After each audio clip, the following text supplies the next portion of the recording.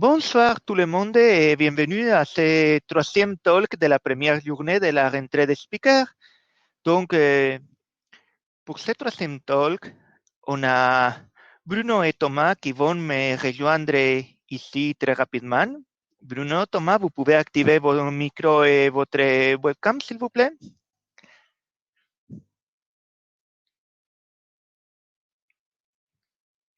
Salut! Bon, dans le premier talk, on a parlé Hype Driven Development. Dans le deuxième talk, on a parlé OAuth, mais pour une utilisation plutôt étonnante au premier abord, mais on a vu très pertinente. Dans ce troisième talk, on va parler architecture. Et là où, en lisant les pitch, je me suis dit, mais c'est quoi ça? C'est à nouveau de l'architecture hexagonale. Et plus je lisais et plus je suivais après les tweets de Thomas et Bruno, je me disais, punaise, il faut que je vois ce talk. Donc, je suis vraiment ravi d'avoir Thomas Pierran et Bruno Boucard ici avec nous. Et en fait, vous êtes en mute tous les deux. Vous pouvez activer vos micros. Ça marche, désolé. Et aucun problème, la scène est à vous. Merci encore d'avoir accepté notre proposition aussi rapidement et d'être présent pour cette première édition de la rentrée des speakers. Et bon, moi, je vais m'éclipser. Bon talk, à tout à l'heure. Merci Horacio, à tout à l'heure. Et encore merci pour votre accueil. Bonsoir à tous et à tous. Bonsoir à tous. L'idée de ce talk, il a germé un soir de juin en 2017. C'était un meet-up. Je venais d'avoir le plaisir de live coder sur scène avec Alistair Coburn, le papa de l'architecture hexagonale que vous voyez à gauche. Et au moment où tout le monde trinquait autour d'un verre, Jérémy Chassin et Clément Boudreau sont venus voir Alistair et lui ont demandé ce qu'il pensait du pattern Functional Core Imperative Shell. Bon, moi, à l'époque, je connaissais... On ne voit pas vos slides pour le moment. Je ne sais pas si c'est tu vois voulu pas ou les pas. slides. Non, alors c'est pas voulu, excuse-moi, cher Pas de screen. soucis. Merci beaucoup. Derrière. Hop là, ça va aller mieux là. Donc à gauche, l'hexagonal architecture. Et en gros, moi je connaissais pas vraiment Functional Core Imperative Shell à l'époque. C'est plus tard, en découvrant le pattern et en l'utilisant, que je me suis dit que ce serait un sujet intéressant pour un talk. On en a discuté avec Bruno et voilà. Donc c'est ce dont on va vous parler ce soir. Alors avec des questions comme qu'est-ce que c'est que cette alternative? Est-ce qu'on peut encore parler d'archi-hexagonal? Quels sont les avantages, les inconvénients et quand est-ce que c'est utile de l'utiliser? Juste avant qu'on commence, un petit disclaimer. Les spécialistes des langages fonctionnels risquent d'être un peu déçus parce que c'est surtout, enfin, vous allez vous ennuyer en fait, parce que c'est surtout une introduction pour introduire à un public plus large ce que c'est que ce concept de Functional Core Imperative Shell et de l'implémenter à partir d'un langage a priori pas vraiment fait pour, qu'est le C#, mais si vous pouvez le faire en Java, en Kotlin, enfin en d'autres langages aussi, pas forcément hyper fonctionnels, ou pas complètement, enfin c'est pas du Haskell quoi. Bon, on va se présenter. Moi, c'est Thomas Pierrin. Ça fait 20 ans que je fais du soft. Je suis un peu obsédé par les usages, d'où mon blaze Use Case Driven.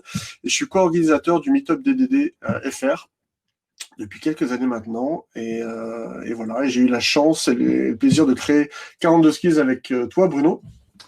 Oui, Thomas, effectivement, on a créé 42 Skills.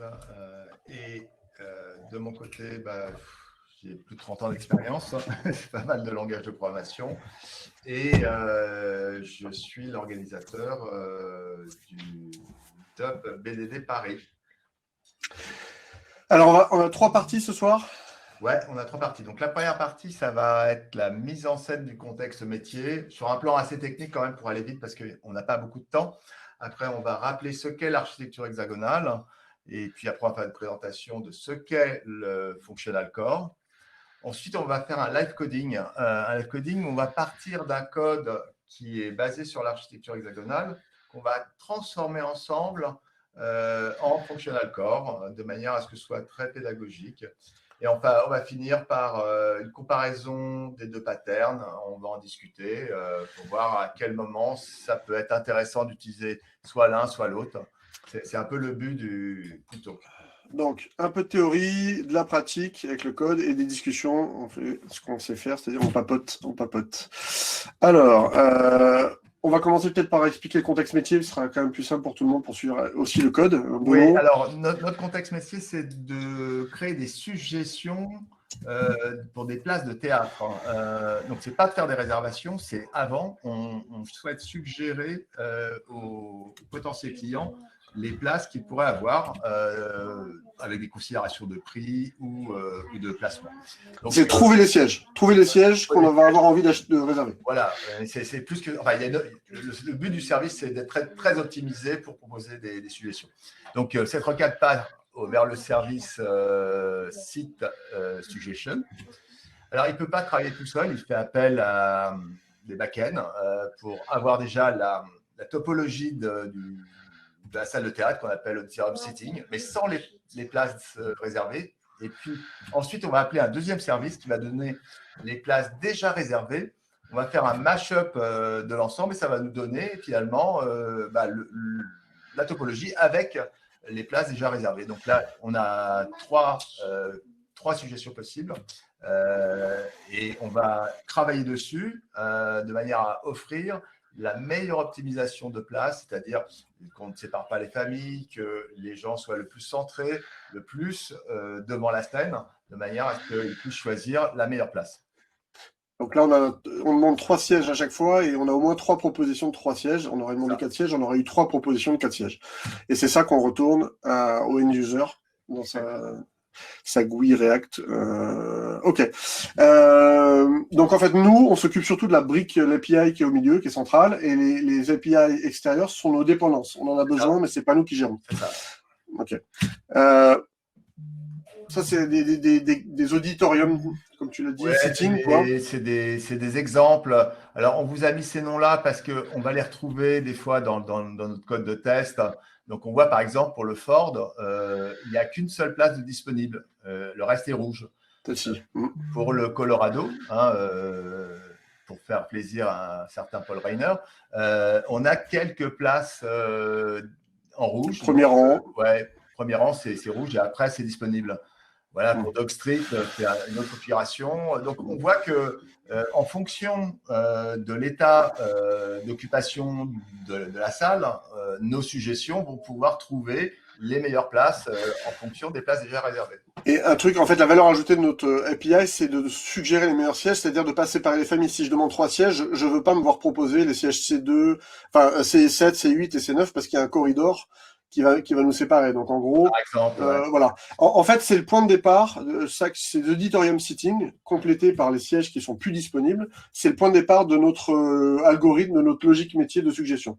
Ça va être ça qui va nous servir de point de départ.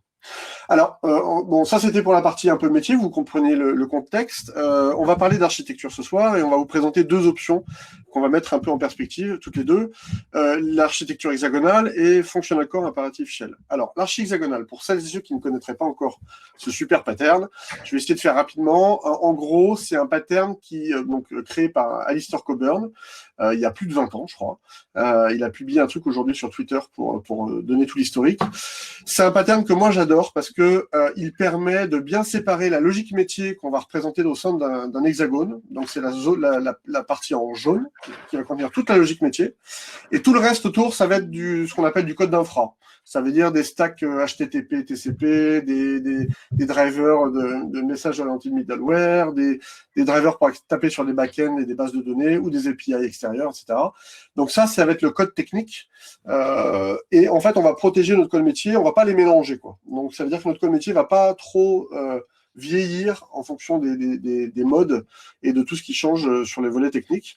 Alors, si on dit qu'on sépare bien les deux, c'est comme un donjon au centre pour le code métier, il faut bien rentrer et sortir. Et ben pour rentrer et sortir, on passe par des ports qui sont des interfaces et des adaptateurs qui sont des implémentations concrètes. On a des adaptateurs côté gauche pour poser des questions à notre API. Notre API, c'est tout ce gros hexagone qui contient code d'infra et métier. Donc, un client va poser des questions sur la partie gauche.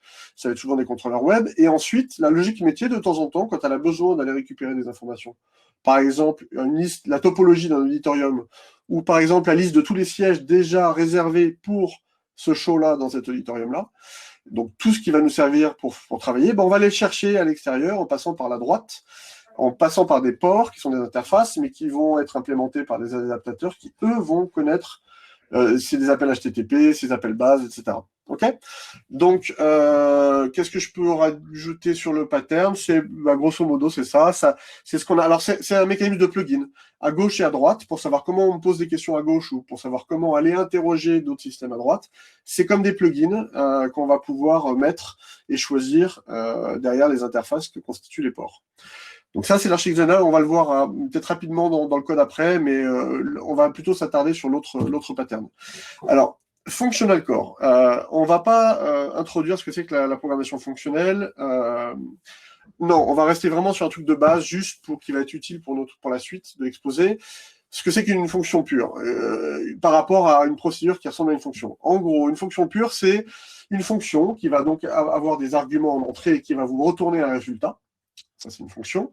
Le fait qu'elle soit pure, ça veut dire que, en gros, si vous appelez toujours cette fonction avec les mêmes entrées, les mêmes inputs, vous aurez toujours les mêmes outputs. Vous aurez toujours les mêmes résultats. Comment on arrive à faire ça? C'est parce qu'on ne fait pas d'effet de bord. On ne fait pas appel à des états. Il n'y a pas d'état interne. En comparaison, la partie que vous voyez à droite sur le diagramme, qui est les procédures maquillées en fonction, qu'on peut trouver souvent en C#, en Java, etc., en gros, ça va avoir la tête, c'est comme le Canada Dry, ça va avoir la tête d'une fonction. Mais en fait, à l'intérieur, dans l'implémentation, on va utiliser des champs privés de variables membres, ou des variables globales, encore pire, ou on va faire des side effects, ou on va faire des appels à de la randomisation, enfin, tout ce qui est side effects, ou des I.O., des appels réseau, des appels base de données. Donc ça va nous introduire de l'aléa, et c'est ce qui ne permettra pas que à chaque fois que je saisis des inputs donnés, je récupère toujours les mêmes outputs. Donc, l'intérêt des fonctions pures, c'est que ça permet de raisonner un peu plus facilement sur la code base. C'est plus stable pour raisonner, on va dire. Alors, pourquoi on parle de ça? C'est que, donc là, c'est Functional Core Imperative Shell. Cette fois-ci, l'API, on l'a pas représenté sous forme d'hexagone, on a pris un rectangle ou un carré. Et en fait, dedans, on va avoir deux grosses parties. On va avoir ce qu'on appelle l'imperative shell, qui va être en gros ce qui va recevoir en gros les demandes de l'utilisateur ici. C'est cette partie-là qui va s'occuper de faire tous les I.O., tous les effets de bord, etc. Et celle-ci, elle va orchestrer des appels à quelques fonctions pures qui, elles, vont faire partie de notre functional core. Donc, notre logique métier, notre logique du domaine, ça va être des fonctions pures, sans effet de bord. Donc, interdiction d'appeler du réseau, de faire des appels à l'extérieur depuis cette zone jaune. Tous les appels réseau et bases de données, tous les I.O. doivent être à partir de l'impérative shell. Donc, l'archi-hexagonal, comme tu disais la dernière fois, Bruno, quand on s'est vu pour préparer le talk, c'est surtout... C'est par l'infra du domaine, l'architecture fonctionnelle, on sépare les fonctions impures des fonctions pures. C'est ça. Donc, infra-domaine côté hexa et côté functional core imperative shell, c'est fonction pure et version fonction impure. Ouais. C'est ça la dichotomie. Alors, on va voir ça un peu en animation pour ceux qui l'auraient jamais vu ou jamais implémenté. Ça va vous mettre remplir un peu plus de détails. Une requête arrive. Donc, le Firefox, là, il envoie sa requête HTTP qui demande à notre API, suggère-moi plusieurs sièges. Suggère-moi, en fait, 3 sièges, parce que j'ai 3 personnes, pour le show Z. Cette requête, elle arrive au niveau d'un contrôleur web qui va être un port de gauche, un adaptateur de gauche dans l'archi-hexagonal. Donc, notre contrôleur web va faire office d'adaptateur de gauche. Et son rôle, ça va être de transformer cette requête HTTP intelligible dans une requête métier au niveau d'un port qui est une interface de je requête des suggestions, I request suggestions. Ça, c'est la porte d'entrée dans notre métier, dans notre logique métier. Et toute la logique métier se trouve dans l'hexagone. Ça va commencer à bosser, et puis à un moment donné, la troisième étape, il va falloir aller choper des informations pour savoir le show Z, c'est quoi la topologie de l'auditorium, au niveau de l'auditorium Sitting API, mais aussi d'aller récupérer les sièges qui ont déjà été réservés auprès d'une autre équipe, d'un autre système, d'un autre back-end. On aurait pu avoir 2 ports, un port pour chaque API extérieur. Nous, on a préféré avoir un seul adaptateur, pour aller à droite. Lui, il va nous afficher la vision du monde qui nous intéresse pour notre logique métier à nous. Notre logique métier, c'est de suggérer des sièges. On se fiche de savoir qu'il y a 2 API ou une à l'extérieur. On veut travailler sur un auditorium, une topologie d'auditorium en sachant pour chaque siège s'ils sont pris ou pas. Ça, c'est notre point de départ pour travailler dans notre logique métier d'hexagone. Donc ça, Ensuite, ça nous permet de faire le boulot. Donc, l'hexagone va faire la suggestion des sièges, va trouver tout ce qu'il faut en fonction de notre logique métier, nos règles. Et ensuite, ça va faire le retour à l'utilisateur ou à l'utilisatrice. Je peux te proposer ces 3 sièges en pricing catégorie 1, ces 3 autres sièges en pricing catégorie 2 qui sont moins chers, etc., etc. Voilà. Ça, c'est la version hexagonale. En gros, requête qui arrive dans un adaptateur à gauche, qui passe le ballon à l'hexagone qui est le métier, qui de temps en temps fait appel à un système extérieur à droite, récupère, continue à bosser et renvoie la réponse dans le même porte d'entrée qui est l'adaptateur et le port de gauche. Ok. Maintenant, comment ça se passe avec le functional core?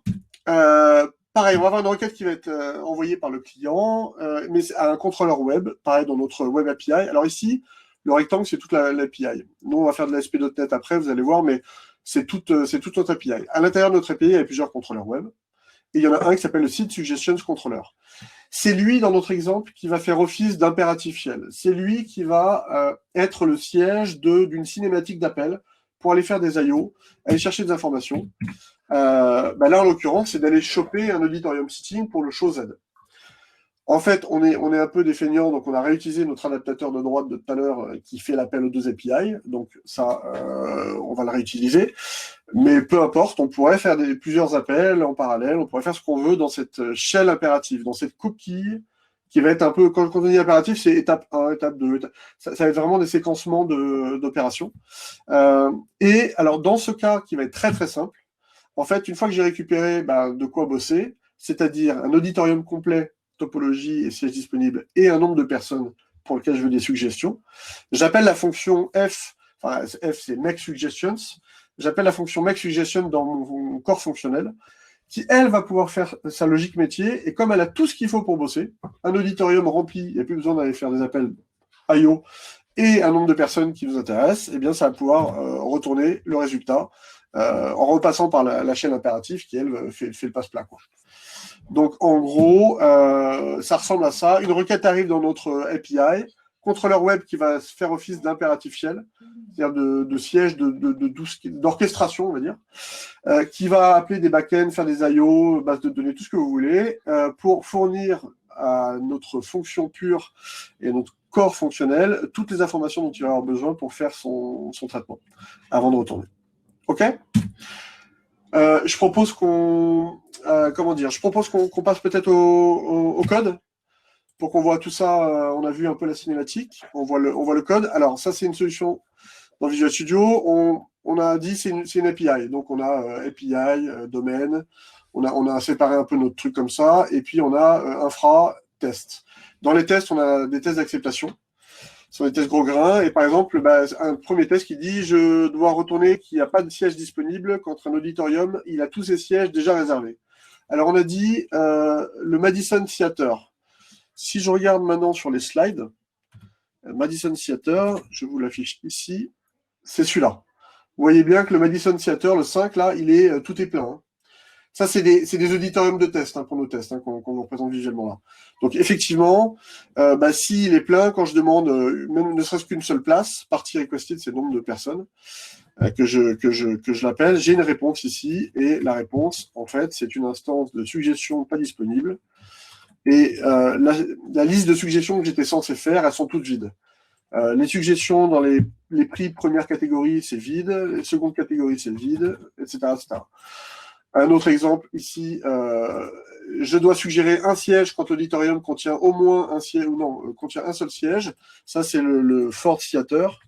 Si je reviens sur le Ford Theater, c'est celui-là, c'est ce que tu disais, Bruno, tout à l'heure. Il n'a qu'une seule siège disponible, donc quand je le demande, c'était un de nos premiers tests, quand on a fait ce code-là, je dois avoir le siège A3. Ici, je ne sais pas si vous voyez, A3, c'est bien A3, celui qu'on voit qui est vide. OK ? Bon, ça, c'est les tests. Alors, nos tests, ils ressemblent à quoi ? Ils ressemblent à chaque fois, test d'acceptation gros grain, j'instancie un web client, je configure mon hexagone avec ce web client. Le web client, c'est la partie infra qui va faire des appels HTTP vis-à-vis de l'extérieur. Donc, c'est celle-là qu'on stub, en gros.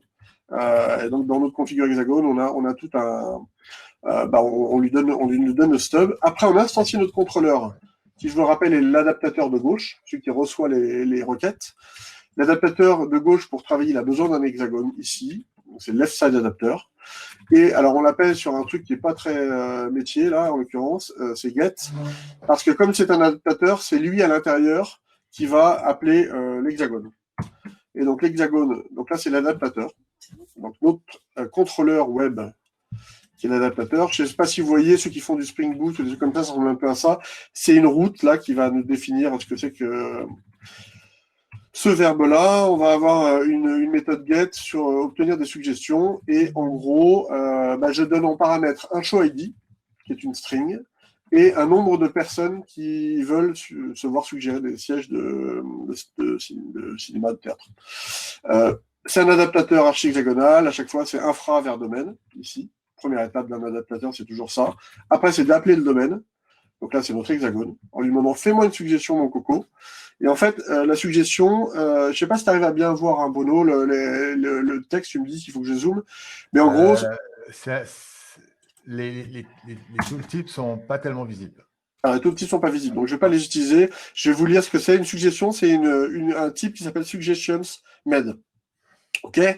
Et en fait, c'est ça que je vais retourner en mode à mon contrôleur web et donc à mon client de l'autre côté de la connexion HTTP. Donc, en gros, l'hexagone, c'est ça, c'est celui qui fait la suggestion.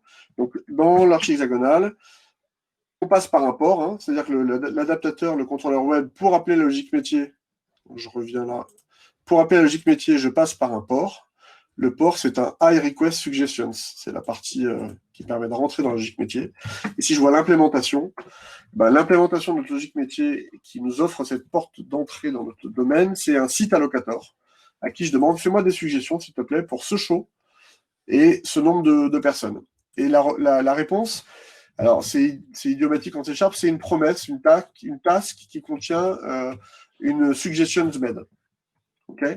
Donc la suggestion med, elle a différentes propriétés qui sont les sièges en première catégorie, les sièges en seconde catégorie de prix, etc. etc. OK.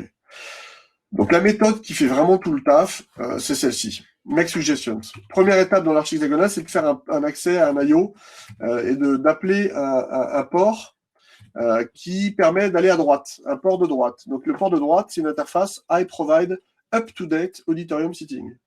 Vous vous rappelez, on avait un adaptateur à droite qui allait choper dans 2 API différentes. C'est lui qui fait un peu la synthèse et qui nous fournit des auditorium settings up-to-date pour nous, pour travailler. Et donc, c'est celui-là qu'on va appeler, donc c'est un champ privé, là.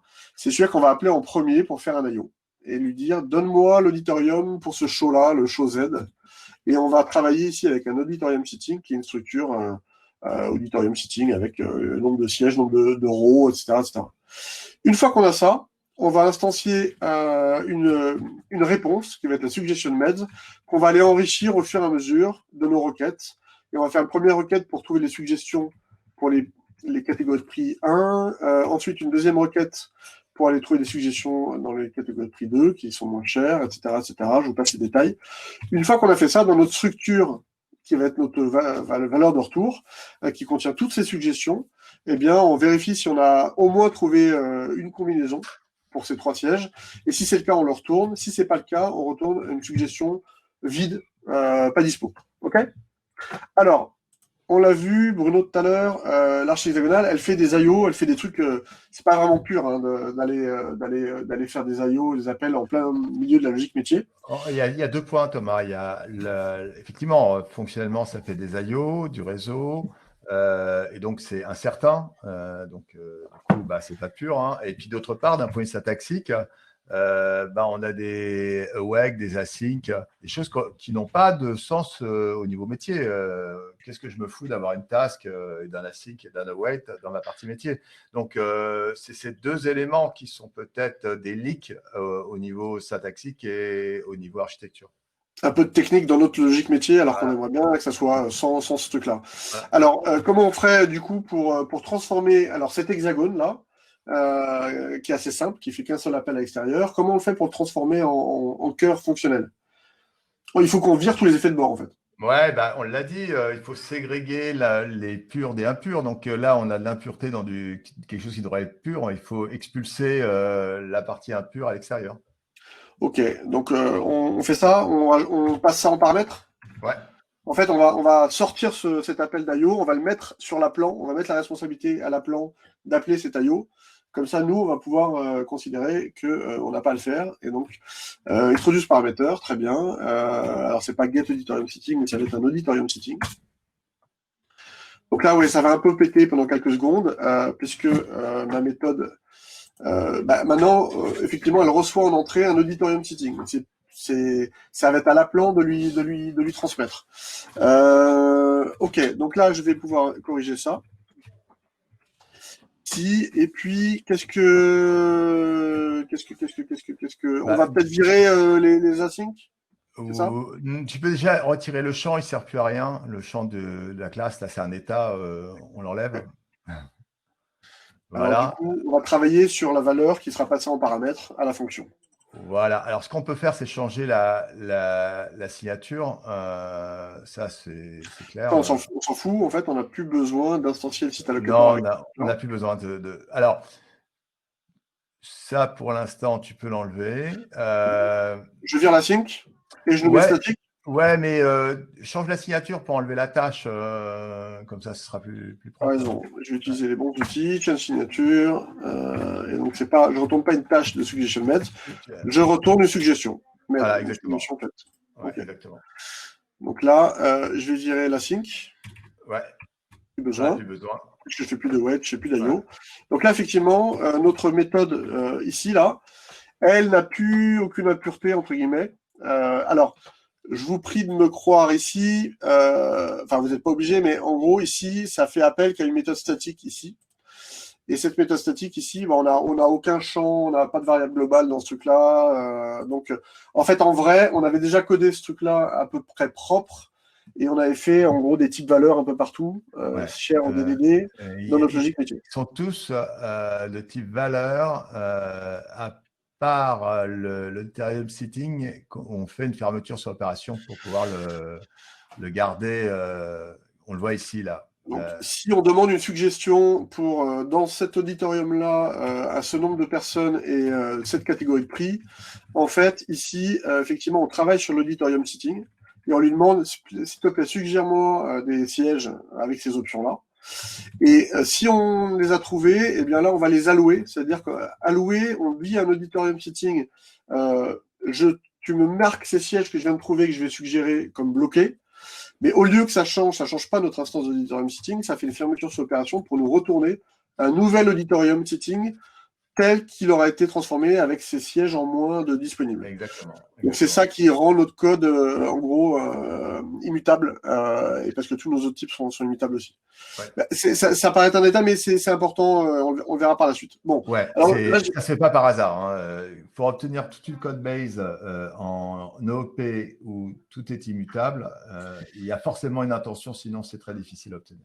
Alors, make suggestion, j'ai pété la signature, donc je vais avoir des gens qui vont pas être d'accord, y compris l'appelant. Donc là, l'appelant, je suis dans contrôleur. Ouais. Là, je suis dans contrôleur web. Et avant, je connaissais qu'un seul dépendant, c'était l'hexagone. En fait, maintenant que j'aurai plus l'hexagone, on va pouvoir appeler le site allocator directement, qui va être mon cœur fonctionnel. Mais il va falloir pour ça que de quoi j'ai besoin pour travailler, c'est l'adaptateur de droite. Hein. Donc, on peut se faire injecter. Supprime l'appel à hexagone. Tu enlèves le underscore hexagone. Et Attends, j'allais l'introduire là, je vais t'écouter. Ouais. Donc, en gros, j'ai plus besoin du await, et là, je peux faire un site allocator. Ouais. Qui est en gros notre cœur fonctionnel, le nouveau, et sur lequel je vais appeler. Ah non, pardon. Non. C'est lui. Je n'ai plus d'hexagone, j'ai un site allocator ici. Ouais. En fait, à partir du await là, qui ne sert plus à rien, tu mets voilà site allocator, make suggestion. Et par contre, le get auditorium setting, il a une variable devant qui est underscore. Je vais le mettre là, en fait. Je vais me le faire injecter parce que je vais en avoir besoin. Donc là, c'est le port de droite qui est celui qui fournit. Update, TID, voilà, c'est ça. Et donc, je vais l'appeler auditorium setting provider. Voilà, c'est ça. Okay. Tu introduis un champ. Champ privé. Donc ça, c'est le framework conteneur IOC qui va se faire injecter tout ça au début. Et j'ai juste besoin de l'appeler auditorium setting. Voilà, auditorium provider. Voilà. Et par contre, tu as besoin d'un await devant. Il est async. 8 async, effectivement. Donc, en gros, ce que je propose, je vais le remonter. Je vais faire un introduce variable. Je vais le remonter pour qu'on voit un peu les deux étapes là. Voilà. Make suggestions. Pourquoi il n'est pas statique. On l'a pas mis statique, c'est pour ça qu'il est pas content. Ah, on l'a pas mis statique. Non. Effectivement, eh bien, lui, public statique. Ok. Là, ça devrait aller mieux. Ah oui, l'interface. Avant, c'était un hexagone. Dès qu'il implémentait un port d'entrée à gauche, on n'en a plus besoin. Parce que maintenant, le port d'entrée dans notre logique métier, c'est une fonction pure qui s'appelle MakeSuggestions. Donc, je peux virer ce truc-là et revenir dans l'appelant. Donc là, ça, ici, ça doit compiler ici. Alors, là, j'ai changé le code de mon contrôleur web, mais en fait, dans tous mes tests, je teste avec le contrôleur web ici. Et donc, ça doit péter tous mes tests qui ont ce truc-là. Ouais, donc, maintenant, alors, les tests... Thomas, moi, je te propose que tu fasses un changement de signature. C'est plus la peine d'injecter l'hexagone dans le contrôleur. On n'en a pas besoin. Par contre, à la place, je vais avoir besoin de me faire injecter le I provide up to date. Tu l'as déjà fait dans le contrôleur. Le contrôleur est déjà injecté, mais l'hexagone, on s'en fout, on peut l'enlever. Oui, mais Bruno, j'en ai besoin. Il faut que je le passe. Il faut que j'instancie pour le passer. Tu vois ce que je veux dire? En gros, regarde, tu vas comprendre.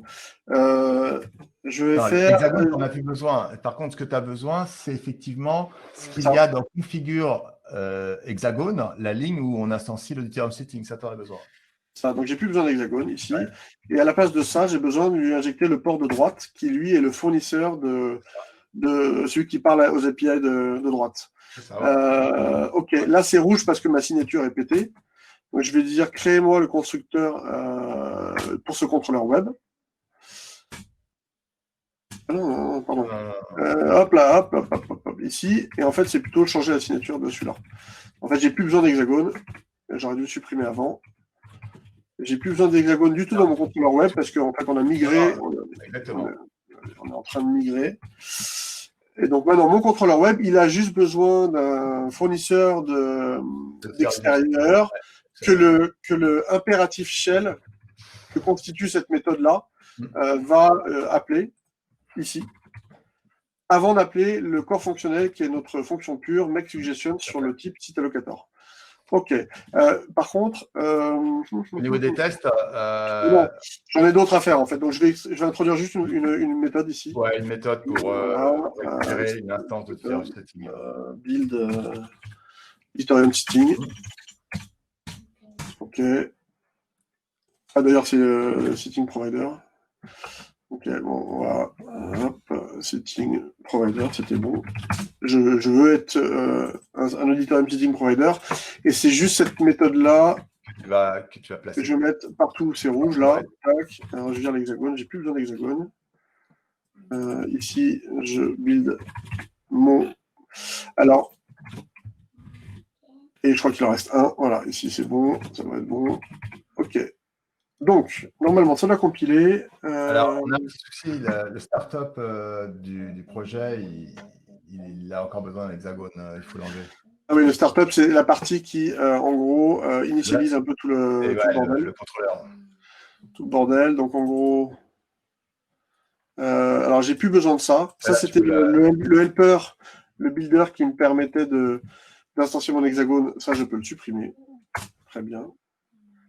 Première erreur. Et enfin, dernière erreur, ça doit être ici.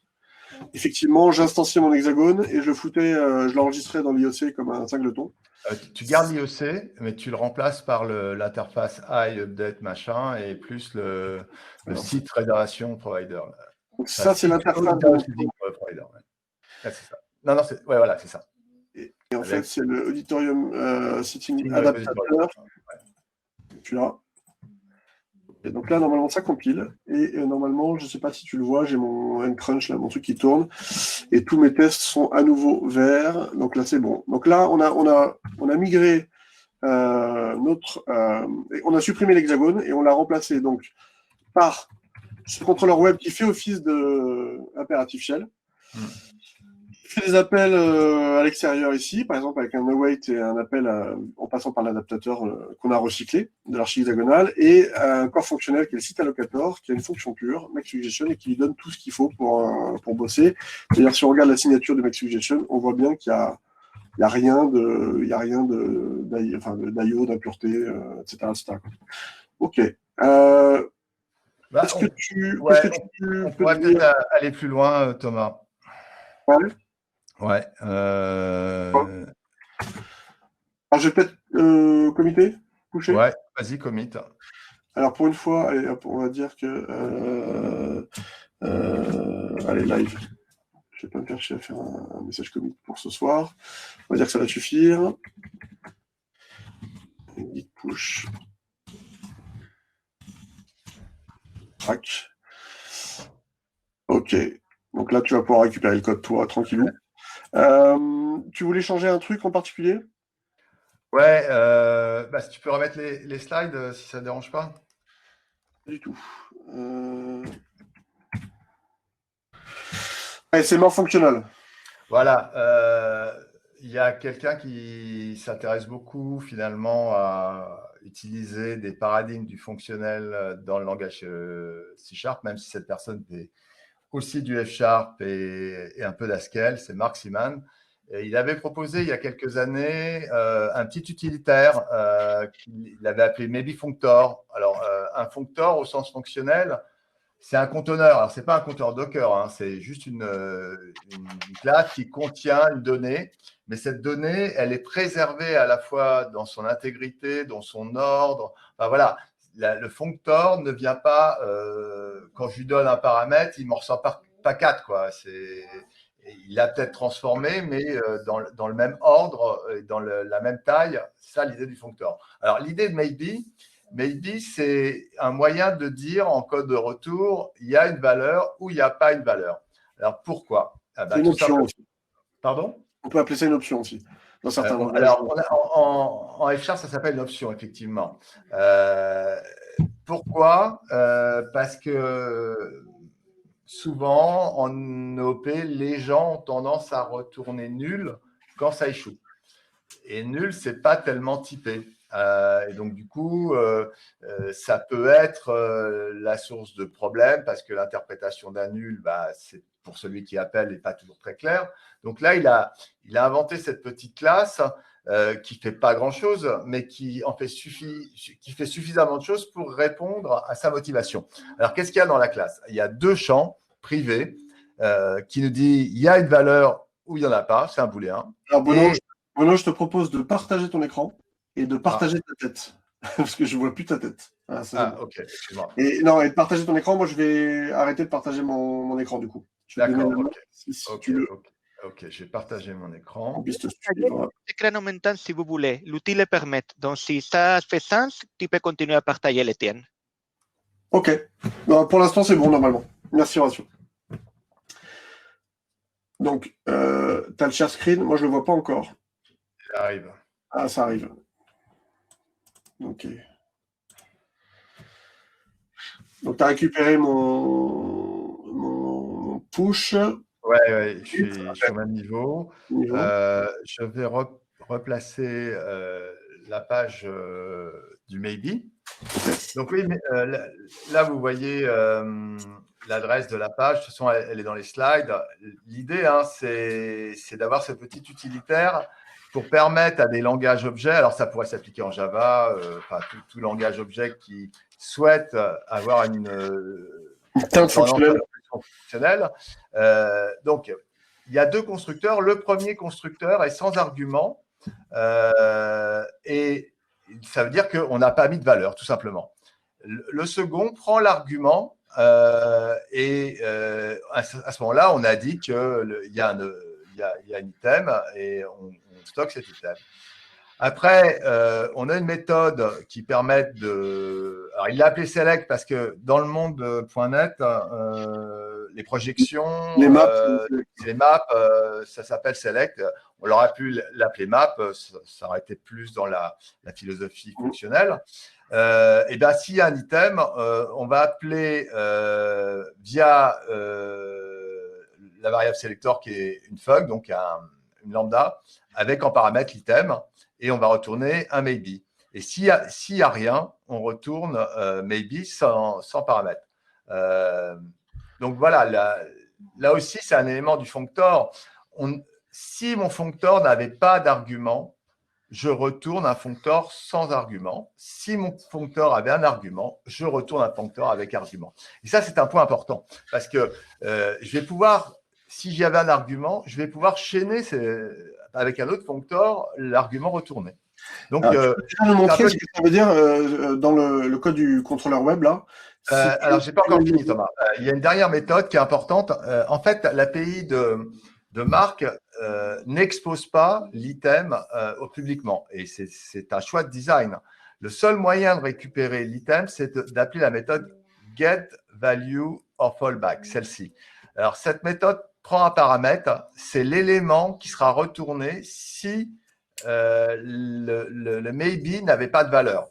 S'il n'avait pas de valeur, alors on va prendre une valeur de repli et la retourner. Et on va retourner non pas un maybe, mais le type lui-même. Donc là, on n'est plus, c'est la fin de la chaîne, on retourne l'élément réel. Voilà, donc voilà, en gros, si je résume, il y a deux constructeurs, un vide, un qui prend en paramètre une valeur, un select s'il y a quelque chose à faire pour projeter quelque chose. Après, le getValueOrFallback permet de jouer une valeur de repli si l'appel avait échoué. Ouais, j'ai Didier Pindou qui dit il y a déjà Haskell, OCaml, etc. Effectivement, là l'idée c'est de montrer comment ça s'applique sur une plateforme qui n'est pas faite pour. C'est-à-dire que même si c'est pas fait pour, on peut jouer à ça.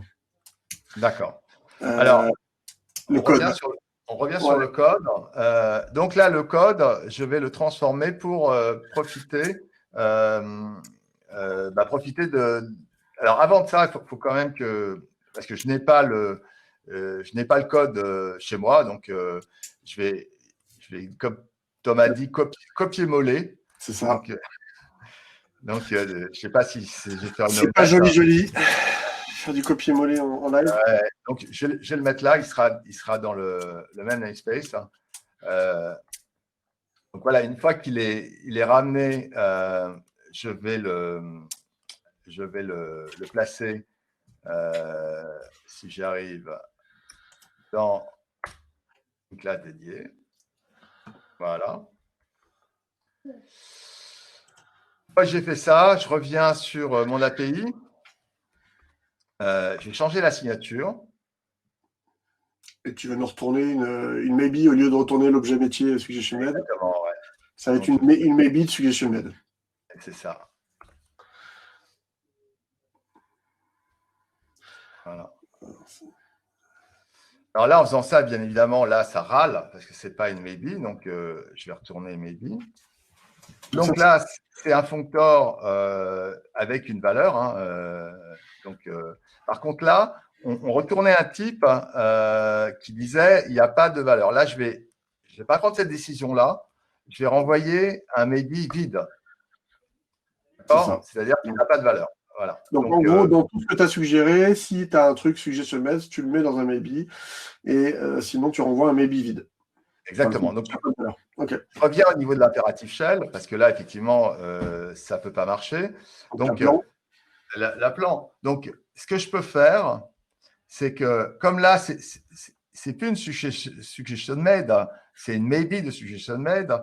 J'ai bien dit que pour obtenir la valeur, il fallait que je fasse un fallback. Et là, je voudrais mettre la valeur en cas de fallback. Donc, le cas de fallback, il faut que je construise ce type. Pour construire ce type, il me faut l'identifiant.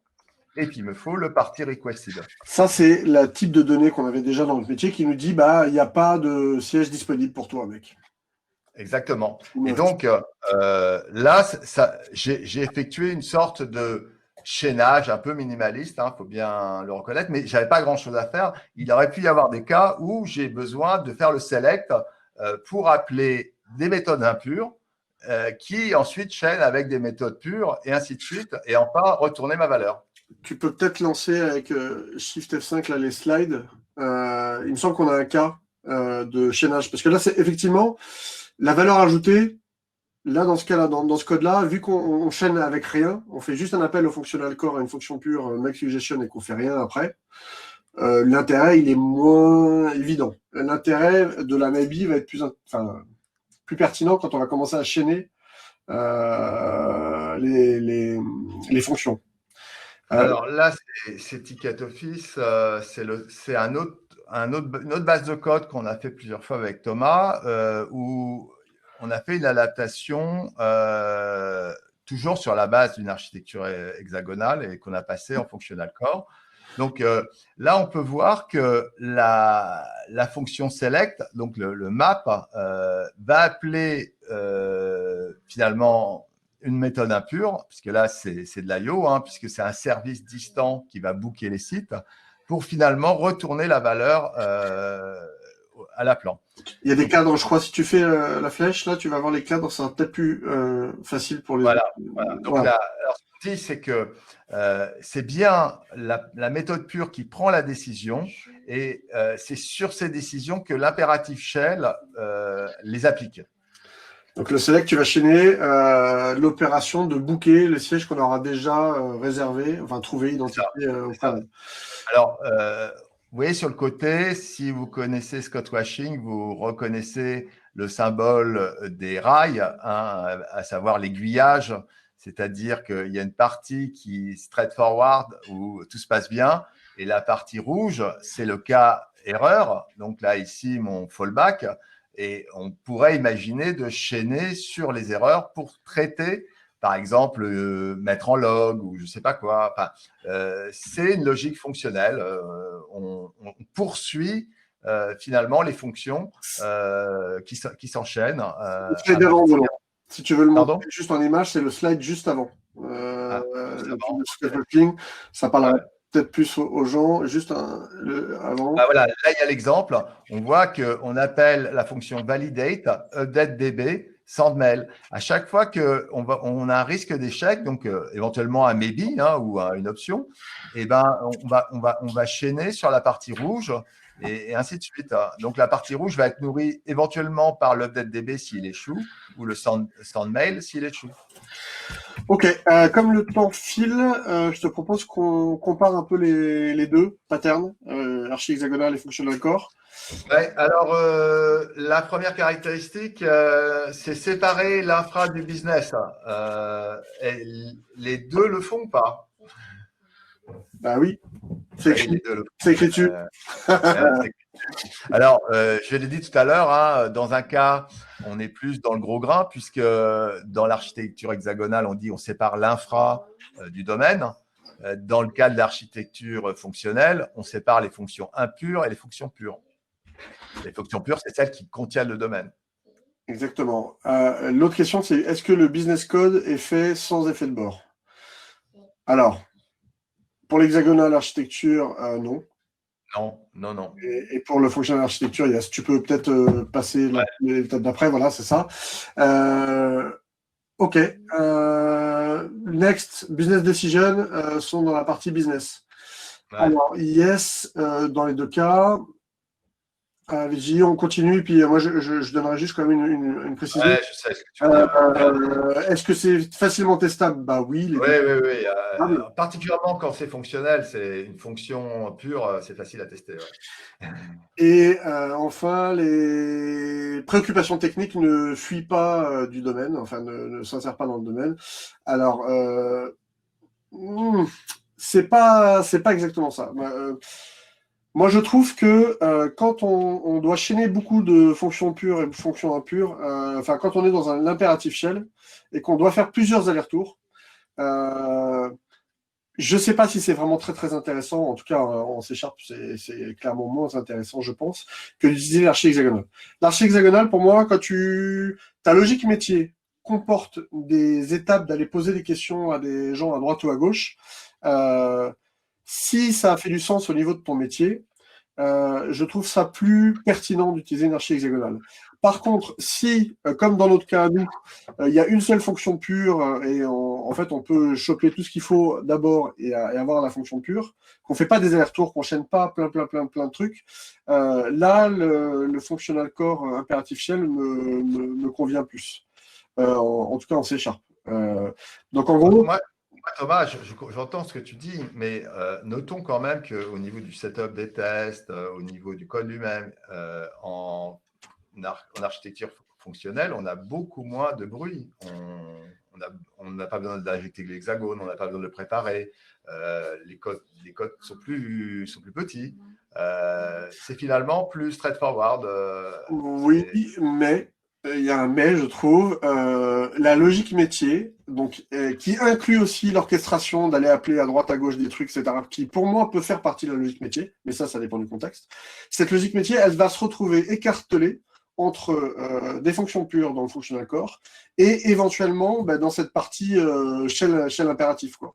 Et c'est là où je dis, la logique métier, elle va se retrouver un peu répartie entre du code d'infra, parce que mon impératif shell, c'est du code d'infra, et du code du domaine dans mes fonctions pures. C'est là où ça dépend ce qu'on appelle domaine, entre guillemets, quoi. Donc, c'est une question de Alors, perspective. à ceci près qu'en architecture hexagonale, l'infra est caché derrière des ports. Ça reste quand même de l'infra, ça peut lever des exceptions. Non, mais de toute façon, le problème n'est pas là. Quand vous êtes en OOP, la difficulté, c'est d'obtenir du code pur parce qu'on peut toujours ergoter entre les deux patterns. Moi, j'ai l'habitude de voir beaucoup de code legacy chez mes clients. Et avant d'obtenir toute une architecture avec du code pur en OOP, je pense qu'il y a beaucoup de travail. Donc, c'est là la difficulté. Alors que l'architecture hexagonale est moins exigeante là-dessus. Elle permet déjà un bel effort de séparer l'infra du domaine. C'est déjà très bien.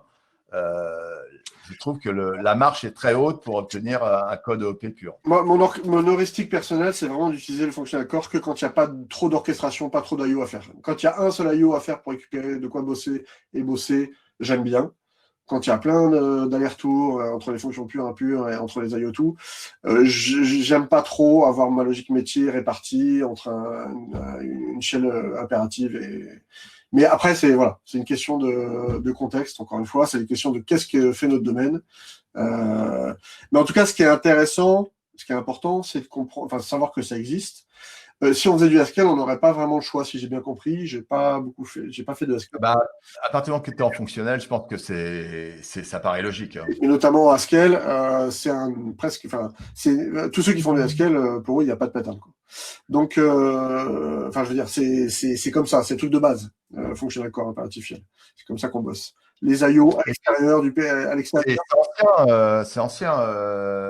Tu as mis en lien une vidéo de 2012 qui parlait de functional core. Même avant, ouais, effectivement. Tu peux peut-être, parce que là, je pense qu'on n'a plus beaucoup de temps, on peut peut-être partager les ressources, les références. Bruno qui est sur slide d'après, si tu veux. Ouais, si j'y arrive. Yes. Voilà. Voilà, ici. Et donc, en gros, l'article de Gary Benhart avec la vidéo, enfin, c'est une vidéo, c'est peut-être ça dont tu fais référence. Il y a deux super articles de Jérémy Chassin, qui est celui qui avait posé la question à Lister à l'époque avec Clément Boudreau, qui parle de ça. Je vous encourage vraiment à aller regarder les articles de Jérémy. Et Marc Siman, qui effectivement parle des maybe, des monades. En fait, il a fait toute une série d'articles plutôt pour des développeurs C# pour leur introduire les concepts de monade et de functor. Voilà. Il ne nous reste plus qu'à vous remercier pour votre attention. C'est une heure un peu difficile peut-être pour certains d'entre vous. Voilà, la conclusion, c'est restez pas bloqué dans un pattern, dans un truc. Moi, j'aime beaucoup l'archi hexagonale parce que dans le contexte dans lequel je travaille, ça marche beaucoup. Ça marche très fort, c'est très utile. Dans certains cas, ça peut être intéressant de penser à rendre… Ah, et c'est le disclaimer qu'on n'a pas dit, Bruno. Le code qu'on a pu transformer en functional core assez facilement, c'est parce que tout notre code était déjà très… On l'a dit. On ne l'a pas oublié, on l'a dit. On l'a dit. Non, soyez curieux, allez voir toujours ce qui se passe à côté, changer de langage de temps en temps pour comprendre qu'est-ce qui anime une communauté et apprécier finalement des caractéristiques qui n'appartiennent pas à votre langage. c'est toujours intéressant. C'est un peu comme les langues étrangères. Apprendre une autre langue, c'est plein de surprises et ça fait beaucoup de bien. Et avant de finir, vous avez quelques questions dans l'onglet Q&A à droite. Donc, si vous voulez prendre quelques instants pour répondre, après, on pourra retourner sur les tables pour bavarder. Je vais prendre les questions faciles, Bruno, je te laisse les dures. Il y a un repo quelque part avec le code qu'on puisse reproduire après. Oui, pour l'instant, il est privé, mais on va le publier dans quelques minutes. Donc, oui. Est-ce que passer d'un paradigme OOP vers un paradigme FP par refactoring n'est pas plus compliqué qu'une refonte? Là, la refonte, honnêtement, ça dépend du contexte. Mais là, en l'occurrence, tu as vu, ça nous a pris 10 minutes. Un quart d'heure peut-être pour transformer. Ouais, non, mais il faut quand même mettre un disclaimer là-dessus. Le code avait été pensé pour être immutable. Hein, et on ne va pas donner le nombre d'heures qu'on a passé dessus, mais c'est pas un code réel, hein, c'est un code jouet quand même. Donc, non, c'est compliqué. La complexité n'est pas de passer de l'hexagone à… C'est d'avoir un code qui supporte les méthodes pures. Ça, c'est… Avec les fermetures sur opération, avec les types valeurs, enfin, tous ces trucs-là, quoi. C'est long. Sur un code, voilà. Bikash qui dit « Functional Core est à privilégier pour de la programmation fonctionnelle ou elle peut être aisément utilisée pour de l'OP ». De toute façon, quand tu fais de la programmation fonctionnelle, ça fait partie de la palette de base. Quand tu fais du C#, du Java, etc., ça peut être utilisé dans certains cas pour des logiques métiers. Je te dis, moi, il n'y a pas trop d'IO, il n'y a pas trop de trucs. Moi, j'aime bien parce que ça nous pousse à rendre notre code un peu plus fonctionnel. Et donc, c'est un exercice intéressant. Moi, je dirais, si votre base de code est propre et qu'il vous reste à passer en méthode immutable tout votre code, il y a d'abord cet effort-là, et après, vous pouvez passer en functional core. Mais il faut d'abord passer le code en méthode pure. Je prends les questions faciles. Donc, est-ce qu'il y aura un replay disponible? On me dit dans mon oreille que oui. C'est la dernière question. Qu'est-ce qu'on a d'autre? Que conseillez-vous pour interfacer un shell écrit en langage A et un core en langage B? A impératif, B fonctionnel, par exemple. Interfacer un shell écrit en langage A, là, c'est de l'interopérabilité cross-langage. Ouais. Alors, je dirais que l'architecture hexagonale s'y prête plus parce qu'on a une notion d'interface et que la possibilité d'avoir des adapteurs qui, derrière, ne seraient pas dans le même langage, ce serait possible. Faut oublier, pour le functional core, il y a une intimité entre les méthodes impures et les méthodes pures qui ferait que la granularité est tellement plus fine que ça coûterait très cher de passer d'un langage A à un langage B. C'est pas une bonne idée.